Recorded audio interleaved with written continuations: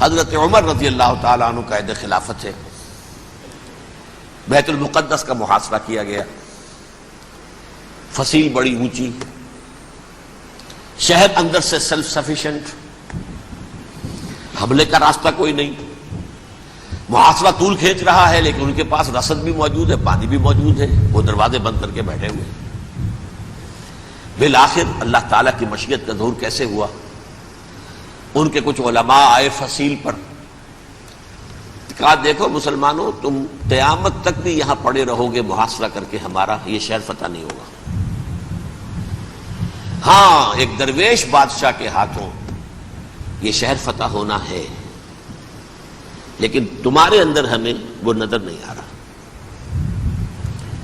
ابو عبیدہ بن الجراح رضی اللہ تعالی عنہ امین هذه الامہ، ان کا فوراً ذہن گیا وہ درویش بادشاہ مدینے میں بیٹھا ہوا ہے عمر رضی اللہ تعالی.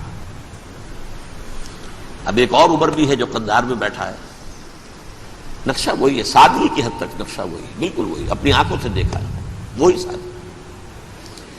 عمر اول عمر ثانی تھے عمر بن عبد العزیز.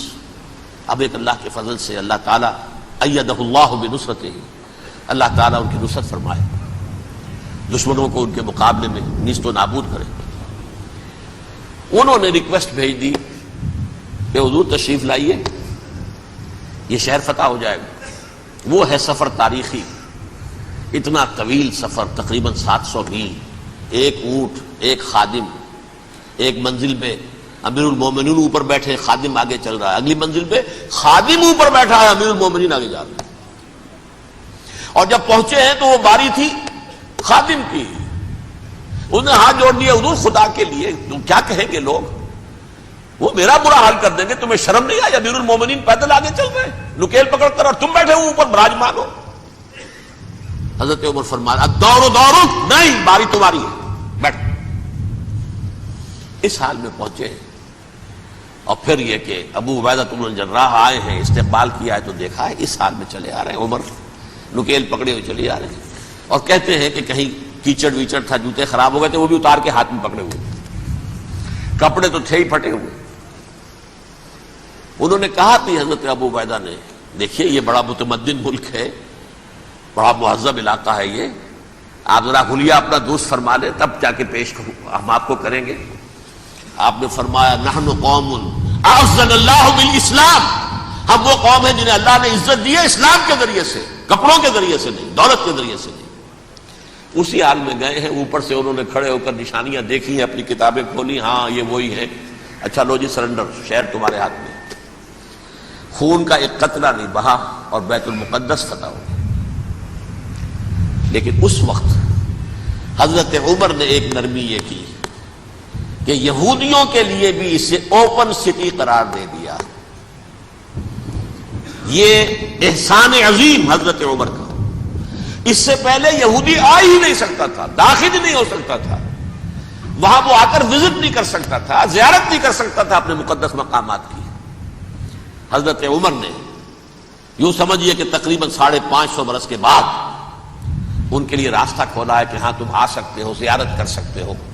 لیکن یہ عیسائیوں نے لکھوایا معاہدے کے اندر، انہیں یہاں آپ آباد ہونے کی اجازت نہیں دیں گے، لیکن کم وزٹ دی پلیسز، دیکھیں زیارتیں کریں اور جائیں.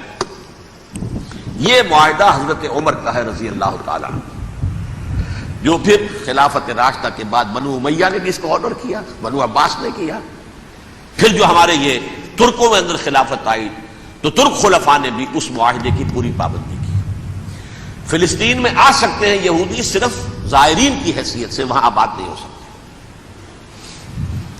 اب آئیے اگلا دور آیا حضرت عثمان کا دور خلافت. یہ ہے وہ وقت کہ اب یہود نے امت مسلمہ کی پیٹھ میں چھرا گھونپا. وہ کیسے؟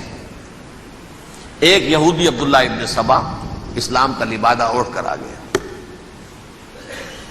معاشرے کا جائزہ لے لیا.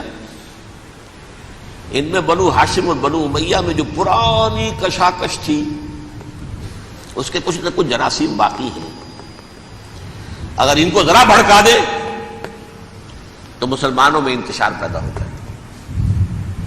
کہا یہ عثمان کون ہے؟ یہ تو بنو امیہ میں سے ہے. یہ حق تو بنو ہاشم کا ہے، خلافت ان کے پاس ہونی چاہیے، محمد کے تو رشتہ دار وہ ہے صلی اللہ علیہ وسلم۔ عوام الناس کے اندر بات پھیلنی شروع ہوئی، پھر ایک بڑی سازش کے انداز میں حضرت عثمان کے خلاف پروپیگنڈا، حضرت عثمان کے جو عاملین تھے، گورنر تھے، ان کے خلاف پروپیگنڈا، اور ایسی ہوشیاری کرتے تھے کہ کوفے میں کوفے کے حاکم کے خلاف کچھ نہیں کہنا، اجی مصر میں یہ ہو رہا ہے، اجی شام میں یہ ہو رہا ہے، اجی یہ جو عثمان ہے وہ یہ کر رہا ہے، یہ ظلم ہو رہا ہے، یہ لوٹ مار ہو رہی ہے، یہ خیانتیں ہو رہی ہیں۔ اب نہ تو اس زمانے میں مینز آف کمیونیکیشن، کیسے تصدیق کریں؟